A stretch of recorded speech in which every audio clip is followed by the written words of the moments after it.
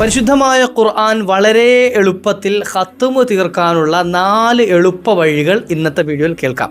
വിശുദ്ധമായ റമളാനിൽ ഖത്മ് ഓതാൻ ആഗ്രഹിക്കുന്ന ആളുകൾക്ക് എങ്ങനെയാണ് ഖത്മ് ഓതൽ തർത്തീബ് ചെയ്യേണ്ടത്, നമ്മൾ ഒരു ദിവസം എത്ര പേജ് ഓതണം, എന്നാലാണ് ഒരു മാസം കൊണ്ട് ഒരു ഖത്മ് തീർക്കാൻ പറ്റുന്നത്. ഇനി 2 ഖത്മ് ഓതാൻ ആഗ്രഹമുള്ള ആളുകൾക്ക് എന്താണ് ചെയ്യേണ്ടത്, 3 ഖത്മ് ഓതാനും 4 ഖത്മ് ഓതാനും ഒക്കെ ആഗ്രഹിക്കുന്ന ആളുകൾക്ക് എളുപ്പത്തിൽ അത് തർത്തീബ് ചെയ്യാനും എളുപ്പത്തിൽ ഓതി തീർക്കാനും പറ്റുന്ന ഒരു എളുപ്പ വഴി ഇൻഷാ അല്ലാ ഇന്നത്തെ വീഡിയോയിൽ നമുക്കൊന്ന് കേൾക്കാം. വിശുദ്ധമായ ഖുർആൻ ഒരുപാട് ഓതേണ്ട ഖുർആനിൻ്റെ മാസമായ ഈ റമളാൻ ഖുർആൻ ഓതാതെ ഒരു തവണയെങ്കിലും ഖത്മ് ഓതാതെ കഴിഞ്ഞു പോകാൻ പാടില്ല. ഇൻഷാ അല്ലാ വീഡിയോ മുഴുവനായി കേൾക്കുക.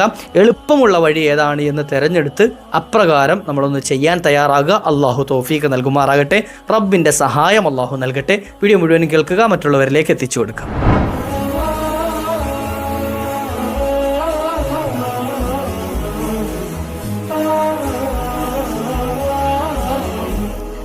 السلام عليكم ورحمة الله وبركاته. بسم الله والحمد لله.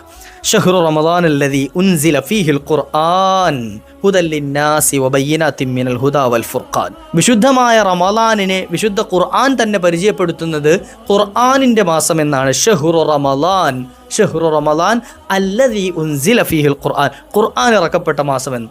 അപ്പോൾ അതുകൊണ്ട് തന്നെ ഈ ഖുർആനുമായിട്ട് വലിയൊരു ബന്ധം നമുക്ക് ഈ റമളാൻ മാസത്തിൽ ഉണ്ടാകണം. ഖുർആൻ ഒരുപാട് ഖത്മ് ഓതണം. നമ്മളൊക്കെ ആഗ്രഹിക്കുന്നവരല്ലേ ഖത്മ് ഓതണമെന്ന്. പലപ്പോഴും കഴിഞ്ഞ റമളാനിൽ തുടങ്ങി വെച്ച ഖത്മുകൾ തീരാത്ത ആളുകൾ ഇപ്പോഴും ഉണ്ടാവും.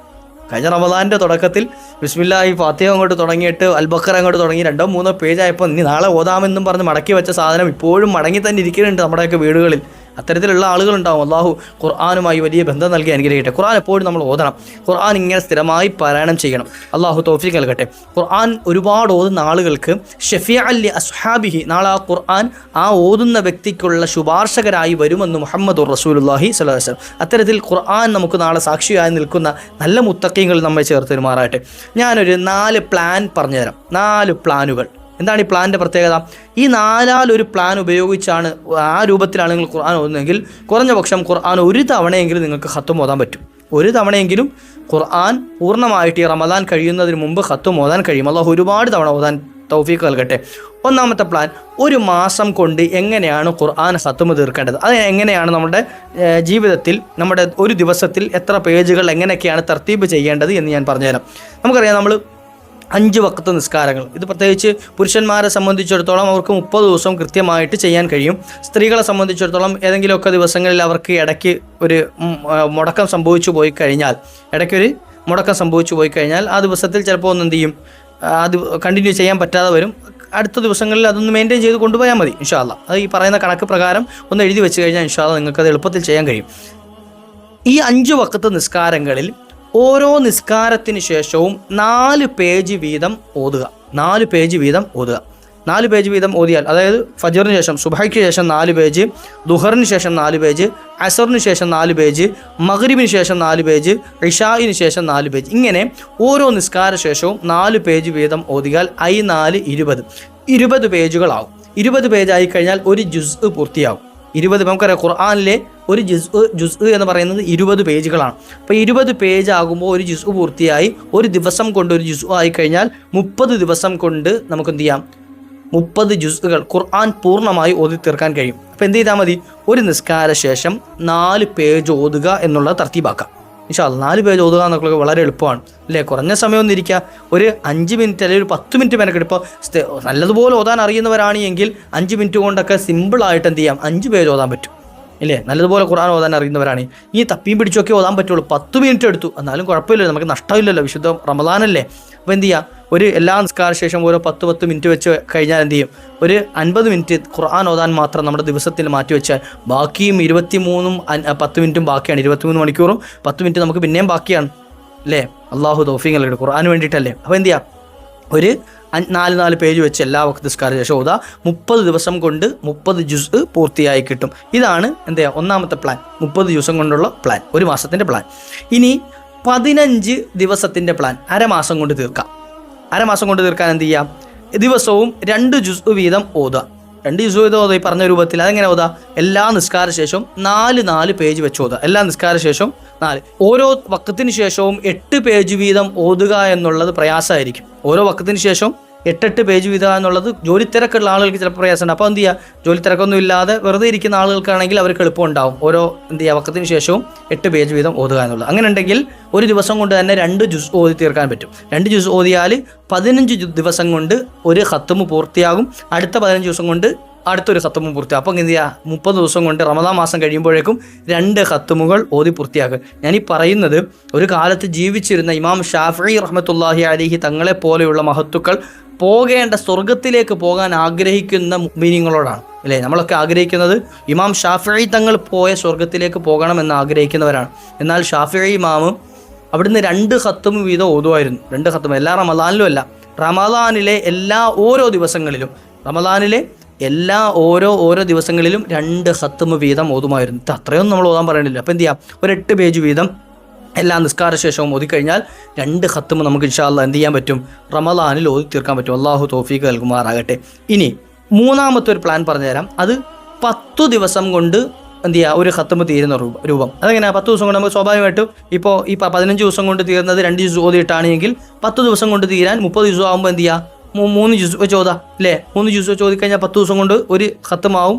അതുപോലെ തന്നെ അടുത്ത 10 കൊണ്ട് 2ാമത്തെ ഖത്മ്, 3ാമത്തെ 10 കൊണ്ട് 3ാമത്തെ ഖത്മ് ഓതും. റഹ്മത്തിൻ്റെ 10 ഒരു ഖത്മ്, അതുപോലെ തന്നെ മഗ്ഫിറത്തിൻ്റെ 10 ഒരു ഖത്മ്, അതുപോലെ ഇത്കും മിനന്നാറിൻ്റെ 10 3ാമത്തെ ഖത്മ് ഓതി തീർക്കാൻ പറ്റും. അതിന് ചെയ്യേണ്ട എന്താ, ഒരു 4 പേജും കൂടെ നിസ്കാര ശേഷം എന്ത് ചെയ്യുക, എക്സ്ട്രാ ഓതുക. 4 പേജും കൂടെ, മനസ്സിലായോ? അപ്പം 8 പേജ് ഓതിയെടുത്ത് 12 പേജ് ഓതുക. എല്ലാ നിസ്കാര ശേഷവും 12 പേജ് വീതം. അതായത് അര ജുസ്ഉം 2 പേജും കൂടുതൽ.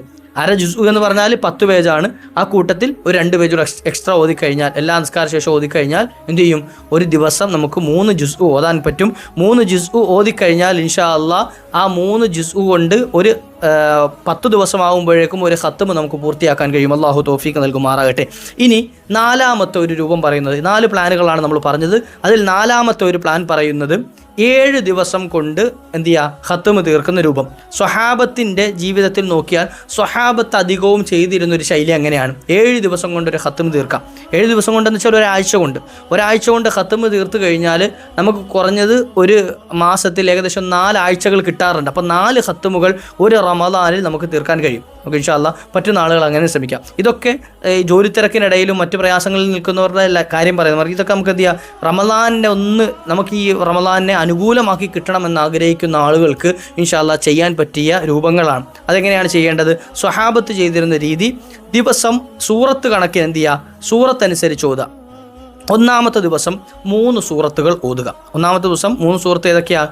സൂറത്തുൽ ഫാത്തിഹ, സൂറത്തുൽ ബഖറ, സൂറത്തു ആലി ഇമ്രാൻ. ഖത്മ് തുടങ്ങുന്ന ഫാത്തിഹ തൊട്ടല്ലേ. ഈ 3 സൂറത്ത് ഓതാം.